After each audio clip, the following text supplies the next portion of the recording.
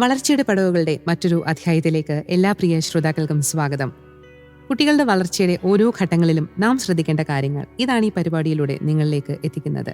ഇന്ന് നമ്മോടൊപ്പമുള്ളത് bishop Benziger hospital Speranza early intervention and child development സെന്ററിലെ റീഹാബിലിറ്റേഷൻ സൈക്കോളജിസ്റ്റായ ആരതി എസ് വി. മാം, നമ്മുടെ പ്രോഗ്രാമിൽ ഒരുപാട് സൈക്കോളജിസ്റ്റുമാർ വന്നിട്ടുണ്ട്, ബിഹേവിയറൽ തെറാപ്പിസ്റ്റുമാർ വന്നിട്ടുണ്ട്. അപ്പം നമുക്ക് അധികം കേട്ടിട്ടില്ലാത്തൊരു ടേമാണ് rehabilitation psychologist.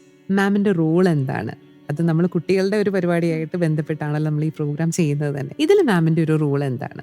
Like you said, കൂടുതലും നമ്മൾ കേൾക്കുന്നത് ക്ലിനിക്കൽ സൈക്കോളജിസ്റ്റ് അല്ലെങ്കിൽ ബിഹേവിയർ തെറാപ്പിസ്റ്റ് എന്ന് പറയുന്ന ടേമാണ്. സോ റീഹാബിലിറ്റേഷൻ സൈക്കോളജിസ്റ്റ് എന്ന് പറയുന്ന കൂടുതലും ഡിസബിലിറ്റി സെക്ടറായിട്ട് വരുന്ന ഇതാണ്. അപ്പോൾ ആ ലെവലിലുള്ള കുട്ടികളെ നമ്മൾ ഹെൽപ്പ് ചെയ്യുന്നതും അവരുടെ റീഹാബിലിറ്റേഷൻ അല്ലെങ്കിൽ അവർക്ക് കൂടുതൽ സ്വയം പര്യാപ്തത നേടിക്കൊടുക്കാനും ലൈക്ക് ഒരു ഇൻക്ലൂഷൻ അല്ലെങ്കിൽ അവരെയും കൂടെ ഉൾപ്പെടുത്തി അവരെയും കൂടെ മുന്നോട്ട് കൊണ്ടുവരാൻ ഹെൽപ്പ് ചെയ്യുന്നതൊക്കെ ആയിട്ടുള്ള ഒരു മേഖലയാണ് പറയുന്നത്. ശരിക്കും റീഹാബിലിറ്റേഷൻ സൈക്കോളജി എന്താന്ന് പറഞ്ഞു കഴിഞ്ഞാൽ ഒരു കുട്ടിയോ മുതിർന്ന ഒരാൾക്കോ ജന്മന അല്ലെങ്കിൽ എന്തെങ്കിലും വികസന വൈകല്യങ്ങളോ, ചില കുട്ടികൾക്ക് ജനിക്കുമ്പോഴേ വൈകല്യങ്ങൾ ഉണ്ടാവാം, ചില കുട്ടികൾ ജനിച്ച് കഴിയുമ്പോഴായിരിക്കും, ജനിക്കുമ്പോൾ അവർ വളരെ നോർമൽ ആയിരിക്കും, അത് കഴിഞ്ഞ് അവർക്കിപ്പോൾ എന്തെങ്കിലും അപസ്മാരോ അല്ലെങ്കിൽ ഫിറ്റ്സോ അല്ലെങ്കിൽ ഉയർന്ന പനി കാരണമായിരിക്കും മേ ബി ഇങ്ങനത്തെ കണ്ടീഷൻസ് വരുന്നത്. അപ്പോൾ ഇതൊക്കെ വരുമ്പോഴത്തേനും അവർക്ക് ബ്രെയിൻ ഡാമേജിൽ സംഭവിക്കാറുണ്ട്. അത് കാരണം ഡിസബിലിറ്റി അല്ലെങ്കിൽ ഒരു വൈകല്യം സംഭവിക്കുന്ന കുട്ടികളെ ഉണ്ടാവും. സോ ഇങ്ങനെ വരുന്നവർക്ക് നമ്മൾ അവരുടെ ജീവിതത്തിൽ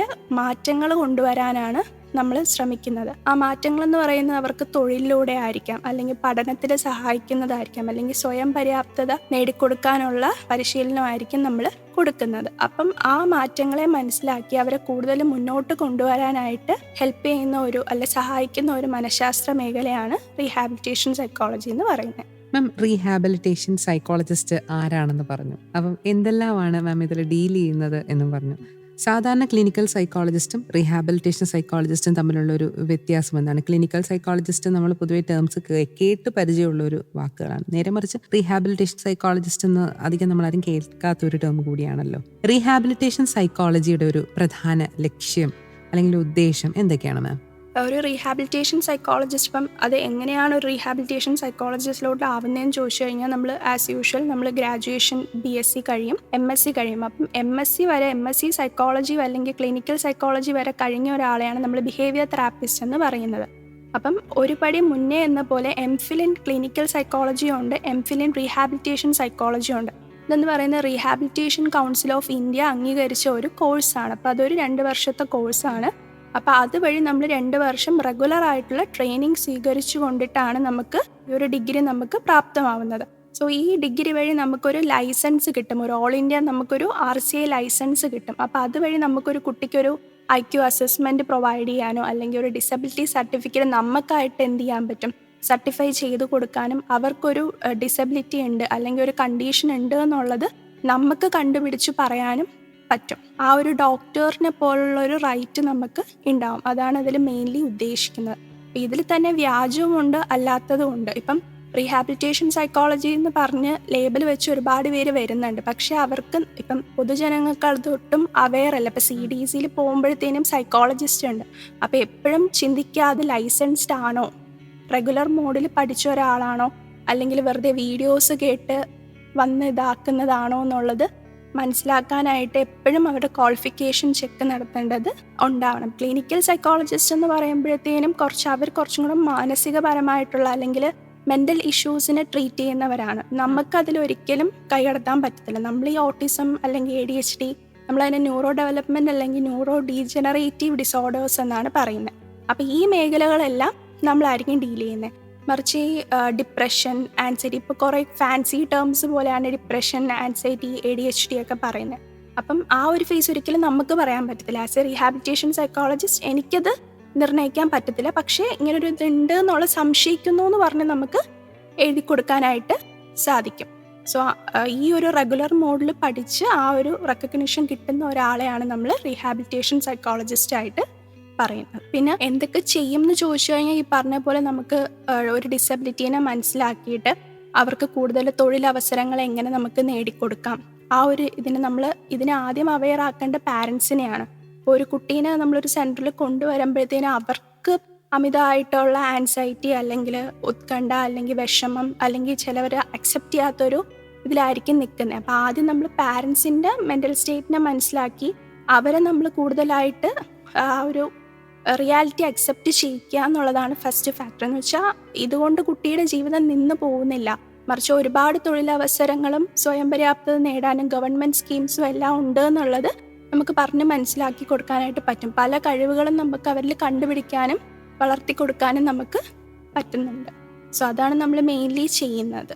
റീഹാബിലിറ്റേഷൻ സൈക്കോളജിയുടെ ഒരു പ്രധാന ലക്ഷ്യം അല്ലെങ്കിൽ ഉദ്ദേശം എന്തൊക്കെയാണ് മാം? ഒരു കുട്ടിയുടെ അല്ലെങ്കിൽ ഒരു വ്യക്തിയുടെ കഴിവിനെ തിരിച്ചറിയുക എന്നുള്ളതാണ് ആദ്യത്തെ ലക്ഷ്യം എന്ന് പറയുന്നത്. ഇപ്പോൾ ഒരു കുട്ടിക്ക് ഡിസബിലിറ്റി ഉണ്ട് എന്ന് പറയുമ്പോഴും അതിന് പല ലെവൽ ഓഫ് ഡിസബിലിറ്റി ഉണ്ട്. ഇപ്പം നമ്മളൊരു ഗവൺമെൻറ് ഇതിൽ നോക്കുകയാണെന്നുണ്ടെങ്കിൽ 25% ഡിസബിലിറ്റി ഉള്ളതിന് നമ്മൾ ബോർഡർ ലൈൻ കാറ്റഗറി എന്നാണ് പറയുന്നത്. 50% വരുമ്പോൾ അത് മൈൽഡ് ഡിസബിലിറ്റി ആണ്, 75% വരുമ്പോൾ മോഡറേറ്റ് ആണ്, 90% വരുമ്പോൾ സിവിയർ കാറ്റഗറിയും, 100% വരുമ്പോൾ പ്രൊഫൗണ്ടും. ഈ 90-100% നമുക്ക് പ്രത്യേകിച്ചൊന്നും ചെയ്യാൻ പറ്റത്തില്ല. ഒന്നേ അവർ അത്രയ്ക്കും സിവിയർ കണ്ടീഷൻ ആയിരിക്കും അവർ. മറിച്ച് ഈ 25%, 50%, 75% ഉള്ളവരെ നമുക്ക് ട്രീറ്റ് ചെയ്യാനായിട്ട് പറ്റും. എങ്ങനെ ട്രീറ്റ് ചെയ്യാൻ പറ്റും എന്ന് ചോദിച്ചു കഴിഞ്ഞാൽ അവർക്ക് പല രീതിക്കുള്ള വൊക്കേഷണൽ ട്രെയിനിങ് കൊടുക്കാം. മറ്റു കുട്ടികളെ പോലെ തന്നെ അവർക്കും നോർമൽ സ്കൂളിലോട്ട് പോകാം. അപ്പം അതിന് വേണ്ട പ്രൊവിഷൻസ് നമ്മൾ തയ്യാറാക്കി കൊടുക്കും. അതുവഴിയുള്ള അസസ്മെന്റ്സ് വഴിയായിരിക്കും നമ്മളത് ഒരു IEP പ്ലാനൊക്കെ നമ്മൾ സെറ്റ് ചെയ്ത് കൊടുക്കും. അപ്പം അവർക്കും ഒരു ഇൻക്ലൂഷൻ എഡ്യൂക്കേഷൻ ഫേസ് കിട്ടും. അതുവഴി അവർക്ക് സ്വയം പര്യാപ്തത നേടിക്കൊടുക്കുകയാണ് ലൈഫിൽ. എന്നും പാരൻസിനെ ഡിപ്പെൻഡ് ചെയ്യാണ്ട്, പാരൻസിന്റെ ഉദ്ദേശം അത് തന്നെയാണ്. ഇപ്പം നമ്മൾ വൊക്കേഷണൽ ട്രെയിനിങ് കൊടുക്കും. ഇപ്പം ചില കുട്ടികൾക്ക് പെയിന്റിങ്ങിൽ കഴിവാണ്, ചില കുട്ടികൾക്ക് ടൈലറിങ്ങിൽ കഴിവാണ്, ചില കുട്ടികൾക്ക് അല്ലാതെ വേറെ എന്തെങ്കിലും ക്രാഫ്റ്റ് വർക്ക്സ് അല്ലെങ്കിൽ അങ്ങനത്തെ കാര്യങ്ങളിൽ നമ്മൾ എന്ത് ചെയ്യും, അങ്ങനെ വഴിതിരിച്ച് വിടുന്ന ഒരു ഫേസ് ഉണ്ട്. രണ്ടാമതെന്ന് പറയുന്നത് അവരുടെ ബിഹേവിയർ തെറാപ്പിയാണ്. അവരുടെ സ്വഭാവ മാറ്റങ്ങളെ കണ്ടിട്ട് അതിനെ നമ്മൾ ഡീൽ ചെയ്യുന്ന ഫേസ് ആണ് രണ്ടാമത് വരുന്നത്. So as A rehabilitation psychologist എനിക്കിപ്പോൾ ഒരു ബിഹേവിയർ തെറാപ്പിസ്റ്റിനെ ഗൈഡ് ചെയ്യാൻ പറ്റും. എങ്ങനെയാണ് ഒരു കുട്ടീനെ നോക്കേണ്ടത്, എന്തിലൊക്കെയാണ് വർക്ക് ചെയ്യേണ്ടതെന്ന് നമുക്ക് പറഞ്ഞു കൊടുക്കാൻ പറ്റും. അപ്പം എന്തുകൊണ്ട് ഒരു കുട്ടി ദേഷ്യം കാണിക്കുന്നു, എന്തുകൊണ്ടിട്ട് ഒരു കുട്ടി അമിതമായിട്ടുള്ള വാശി കാണിക്കുന്നു, അല്ലെങ്കിൽ സെൽഫ് ഇൻജുറി സ്വയമേ പരിക്കേൽപ്പിക്കുന്ന സ്വഭാവങ്ങൾ അല്ലെങ്കിൽ മറ്റുള്ളവരെ ആക്രമിക്കുന്ന സ്വഭാവങ്ങളെ എന്തുകൊണ്ട് കാണിക്കുന്നു, അപ്പം അതെല്ലാം മനസ്സിലാക്കി ഓരോന്നിനും ഓരോ ഫങ്ഷൻസ് ഉണ്ടാവും. അത് മനസ്സിലാക്കി നമ്മൾ ചെയ്യുവാണ് ചെയ്യുന്നത്. അതാണ് ബിഹേവിയർ തെറാപ്പിയിൽ ചെയ്യുന്നത്. മൂന്നാമതെന്ന് പറയുന്നത് പാരന്റൽ ട്രെയിനിങ് ചെയ്യുവാണ്. മൂന്നാമത്തെ എയിം പാരന്റൽ ട്രെയിനിങ് ആണ്. അത് വരുമ്പോഴത്തേനും ഈ പറഞ്ഞ പോലെ വീട്ടിൽ കുട്ടി അമിതമായിട്ടുള്ള ദേഷ്യം കാണിക്കുന്നു, വാശി കാണിക്കുന്നു, പാരൻസും അതേപോലെ തന്നെ ഷൗട്ട് ചെയ്യുവാണ് അല്ലെങ്കിൽ ദേഷ്യപ്പെടുവാന്നുണ്ടെങ്കിൽ ആ ഒരു സെക്കൻഡിലത്തേക്ക് മേ ബി കുട്ടി പേടിച്ചിട്ട് മിണ്ടാതിരിക്കും. പക്ഷേ ഈ ബിഹേവിയർ, ആ സ്വഭാവം അവിടെ വളരുവാണ് ചെയ്യുന്നത്. അവിടെ ഒരു സൊല്യൂഷൻ അതിൽ കൊടുക്കുന്നില്ല. അപ്പോൾ അവരെ എങ്ങനെ ഹാൻഡിൽ ചെയ്യണം, എങ്ങനെ കൺട്രോൾ ചെയ്യണം എന്നുള്ളത് നമ്മൾ പാരൻസിന് പറഞ്ഞു കൊടുക്കും. ഇപ്പോൾ ഒരു സ്വഭാവത്തിന് മുമ്പ് എന്ത് സംഭവിച്ചു, ഒരു സ്വഭാവത്തിന് ശേഷം എന്താണ് നടന്നത്, അപ്പം അത് വെച്ചിട്ടാണ് നമ്മൾ ബിഹേവിയറിന് അല്ലെങ്കിൽ ആ ഒരു സ്വഭാവത്തിന് ട്രാക്ക് ചെയ്യുന്നത്. അപ്പോൾ പല ബിഹേവിയർ മാനേജ്മെൻറ്റ് ടെക്നിക്സ് വെച്ചിട്ട് നമ്മളതിനെ റൂൾ ഔട്ട് ചെയ്ത് എങ്ങനെ അതിനെ ഹാൻഡിൽ ചെയ്യണം എന്ന് നമ്മൾ പറഞ്ഞു കൊടുക്കും. അവിടെ റിവാർഡ് എന്ന് വെച്ചാൽ ഇങ്ങനെ ഗിഫ്റ്റ് കൊടുക്കുന്നതും അല്ലെങ്കിൽ പണിഷ്മെൻറ്റ് കൊടുക്കുന്നത്. പണിഷ്മെൻ്റ് എന്ന് വെച്ച് കഴിഞ്ഞാൽ ഒരിക്കലും അടി കൊടുക്കുക എന്നുള്ളൊരു ഫേസ് മാത്രമല്ല, മറിച്ച് അവർക്ക് ഇഷ്ടമുള്ളൊരു സാധനം മാറ്റി വെക്കുക അല്ലെങ്കിൽ അവരെ നിന്ന് എടുത്ത് വെക്കുക, അതും ഒരു പണിഷ്മെൻറ്റ് ഫേസ് ആയിട്ടാണ് നമ്മൾ കാണുന്നത് ബിഹേവിയർ തെറാപ്പി ടെക്നിക്കിൽ വരുമ്പോൾ. പിന്നെ വരുമ്പോഴത്തേനും വരുന്നതാണ് കൗൺസിലിംഗ്. ഇപ്പോൾ ചില കേസസ് വരുമ്പോഴത്തേനും കുട്ടികൾക്ക് ബിഹേവിയർ ഉണ്ടാവുന്നത് അല്ലെങ്കിൽ ആ ഒരു പ്രശ്നം ഉണ്ടാവുന്നത് പാരൻസിൻ്റെയും കൂടെ ഒരു പാരൻറ്റിങ് ഇഷ്യൂ കാരണമായിരിക്കും. അപ്പോൾ അവിടെ മാതാപിതാക്കളെ നമ്മൾ കൂടുതൽ അവെയർ ആക്കുക എന്നുള്ളത് മീൻസ് ഫാക്ടറായിട്ടാണ് വരുന്നത്. അപ്പം പാരൻസിന് ഒന്നും കൂടെ നമ്മൾ മനസ്സിലാക്കി കൊടുക്കുക. അപ്പോൾ എന്തെങ്കിലും തരത്തിലുള്ള ഒരു ഡിസബിലിറ്റി ആ കുട്ടിക്ക് ഉണ്ടെന്നുണ്ടെങ്കിൽ പാരൻസിൻ്റെ സൈഡിൽ നിന്ന് ഓവർ പ്രഷർ വരും. ഫോർ എക്സാമ്പിൾ ഇപ്പോൾ കുട്ടി പഠിക്കുന്നില്ല, അപ്പോൾ അവർ വിചാരിക്കുന്നത് എന്താണ്, അത് മനഃപൂർവ്വം പഠിക്കാത്തതാണ്, മറിച്ച് അതിനൊരു ഇഷ്യൂ ഉണ്ട് അല്ലെങ്കിൽ ഒരു ഡിസബിലിറ്റി കൊണ്ടിട്ടാണ് ആ ഒരു ബുദ്ധിമുട്ട് കാണിക്കുന്നതെന്ന് അവർ മനസ്സിലാക്കത്തില്ല. അപ്പം നമ്മൾ കുറച്ച് അതിൻ്റെ ഒരു അവയർനെസ് അല്ലെങ്കിൽ അവബോധം നമ്മൾ കൊടുക്കുവാണ് കൗൺസിലിംഗ് ഫേസിലൂടെ നമ്മൾ മെയിൻലി ചെയ്യുന്നത്.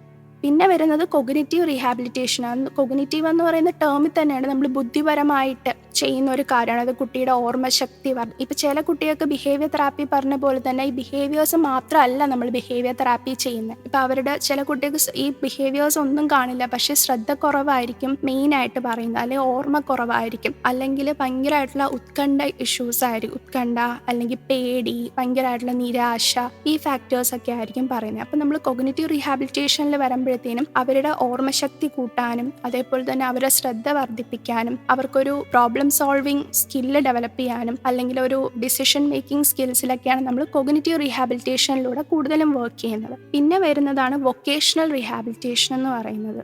വൊക്കേഷണൽ റീഹാബിലിറ്റേഷൻ എന്ന് പറയുന്നത് കൂടുതലും നമ്മൾ 18 വയസ്സിന് മേലെ ഉള്ളവരിൽ ചെയ്യുന്നതാണ് വൊക്കേഷണൽ റീഹാബിലിറ്റേഷൻ എന്ന് പറയുന്നത്. നേരത്തെ പറഞ്ഞ പോലെ തന്നെ അവരുടെ ഓരോ കഴിവുകളെ മനസ്സിലാക്കി അവർക്ക് സ്വയം പര്യാപ്തത നേടിക്കൊടുക്കുകയാണ് നമ്മൾ ചെയ്യുന്നത്. ആ ഒരു പർട്ടിക്കുലർ അല്ലെങ്കിൽ ഒരു സ്കില്ലിലോട്ട് അവരെ കൂടുതലായിട്ട് വളർത്തിയെടുക്കുകയാണ് ചെയ്യുന്നത്. അപ്പം അതുവഴി അവർക്ക് സ്വന്തമായിട്ടൊരു സ്ഥാപനം തുടങ്ങാനോ അല്ലെങ്കിൽ ആരുടെയെങ്കിലും കീഴിൽ നിന്ന് അവർക്കൊരു സ്വന്തമായിട്ടുള്ളൊരു വരുമാനം ഉണ്ടാക്കാനുള്ള ഇതുമാണ് നമ്മൾ വൊക്കേഷണൽ റീഹാബിലിറ്റേഷൻ കൊണ്ട് ഉദ്ദേശിക്കുന്നത്. ഡിസബിലിറ്റി ഉള്ള കുട്ടികളുടെ അല്ലെങ്കിൽ മുതിർന്ന ആൾക്കാരുടെ മാതാപിതാക്കളെ നമുക്ക് ഗൈഡ് ചെയ്യാൻ പറ്റും. ഇപ്പം പല പല ഗവൺമെൻറ് സ്കീംസ് പറഞ്ഞു കൊടുക്കാൻ പറ്റും. ഇപ്പോൾ UDID കാർഡുണ്ട്, അല്ലെങ്കിൽ ഗവൺമെൻറ് സ്കീംസിൽ വരുന്ന പെൻഷനുണ്ട്. അത് എങ്ങനെയൊക്കെ അവർക്ക് ലഭ്യമാക്കാം, എന്തൊക്കെയാണ് അവരതിൽ ചെയ്യേണ്ടത്, അങ്ങനെയുള്ള ആനുകൂല്യങ്ങളെ കുറിച്ചിട്ടും നമ്മൾ അവർക്ക് പറഞ്ഞു കൊടുക്കാറുണ്ട്. അപ്പോൾ ഇതൊക്കെയാണ് മെയിൻലി ഒരു റീഹാബിലിറ്റേഷൻ സൈക്കോളജിസ്റ്റിന്റെ കൂടുതലും ഒരു ലക്ഷ്യങ്ങളായിട്ട് വരുന്നത്. മാം, റീഹാബിലിറ്റേഷൻ സൈക്കോളജിസ്റ്റിന്റെ സേവനങ്ങൾ ആർക്കൊക്കെ ആണ് അത്യാവശ്യം ലഭിക്കേണ്ടത്? ഫസ്റ്റ് നമ്മൾ ഓട്ടിസം സ്പെക്ട്രം ഡിസോർഡർ ഉള്ള അതായത് ഓട്ടിസം ഉള്ള കുട്ടികൾക്ക് നമ്മൾ കൊടുക്കാറുണ്ട്. രണ്ടാമത് ADHD ഉള്ള കുട്ടികൾക്ക് നമ്മൾ കൊടുക്കാറുണ്ട്. 3 ഡെവലപ്മെന്റൽ ഡിലേ, അതായത് വികസന വൈകല്യങ്ങളുള്ള കുട്ടിക്ക് എന്ന് പറയുന്ന 5 വയസ്സിന് താഴെ ഉള്ളവർക്കായിരിക്കും നമ്മൾ നോക്കുന്നത്. പിന്നെ സെറിബ്രൽ പാൽസി, പിന്നെ വരുമ്പോഴത്തേനും നമ്മുടെ സ്പെസിഫിക് ലേണിംഗ് ഡിസബിലിറ്റി, അതായത് പഠന വൈകല്യങ്ങളിൽ നമ്മൾ ഹെൽപ്പ് ചെയ്യാറുണ്ട്. അതേപോലെ ഇന്റലക്ച്വൽ ഡിസബിലിറ്റി, ബുദ്ധി വൈകല്യം, ഇത് വരുമ്പോഴത്തേനും ഹെൽപ്പ് ചെയ്യാറുണ്ട്. ഇത്രയാണ് നമ്മൾ കുട്ടികളുടെ മേഖലയിൽ മെയിനായിട്ട് നോക്കുന്നത്. ഇതിനുപരി വരുന്നതാണ് നേരത്തെ പറഞ്ഞ പോലെ ഈ ശ്രദ്ധയില്ലായ്മ അല്ലെങ്കിൽ കൂടുതലായിട്ടുള്ള ആൻസൈറ്റി, ഉത്കണ്ഠ, നിരാശ അല്ലെങ്കിൽ ഫാമിലി ഇഷ്യൂസ്, അത് കാരണം കുട്ടികൾക്ക് വരുന്ന ബിഹേവിയർ ഫാക്ടേഴ്സും നമ്മൾ നോക്കാറുണ്ട്. പിന്നെ മുതിർന്നവരിൽ വരുമ്പോഴത്തേനും ഇപ്പം പറയുന്ന പോലെ ബ്രെയിൻ ഇഞ്ചുറി, ബ്രെയിൻ ഡാമേജ് വന്നവർക്ക് നമ്മൾ നോക്കാറുണ്ട്. സ്പൈനൽ കോഡ് ഇഞ്ചുറി വന്നവർക്ക് നോക്കാറുണ്ട്. അല്ലെങ്കിൽ ഒരു സ്ട്രോക്ക് ഒക്കെ വന്ന് ബുദ്ധിവൈകല്യം വരുന്നവരെ നമ്മൾ നോക്കാറുണ്ട്. ഇതെന്ന് പറയുന്ന ഒരു അഡൽട്ട് റീഹാബിലിറ്റേഷൻ ഫേസ് ആണ് നമ്മൾ ചെയ്യുന്നത്. അപ്പം ഇത്രയുമാണ് നമ്മൾ കുട്ടികൾക്കും മുതിർന്നവർക്കും സാധാരണയായി നൽകുന്ന സേവനങ്ങൾ എന്ന് പറയുന്നത്. ഇതുവരെ നമ്മോടൊപ്പം ഉണ്ടായിരുന്നത് ബിഷപ്പ് ബെൻസിഗർ ഹോസ്പിറ്റലിന്റെ Speranza early intervention and child development സെന്ററിലെ റീഹാബിലിറ്റേഷൻ സൈക്കോളജിസ്റ്റായ ആരതി SV ആണ്. മാമിന്റെ വിലയേറിയ സമയം ശ്രോതാക്കൾക്കായി പങ്കുവച്ചതിന് ഒരുപാട് നന്ദി.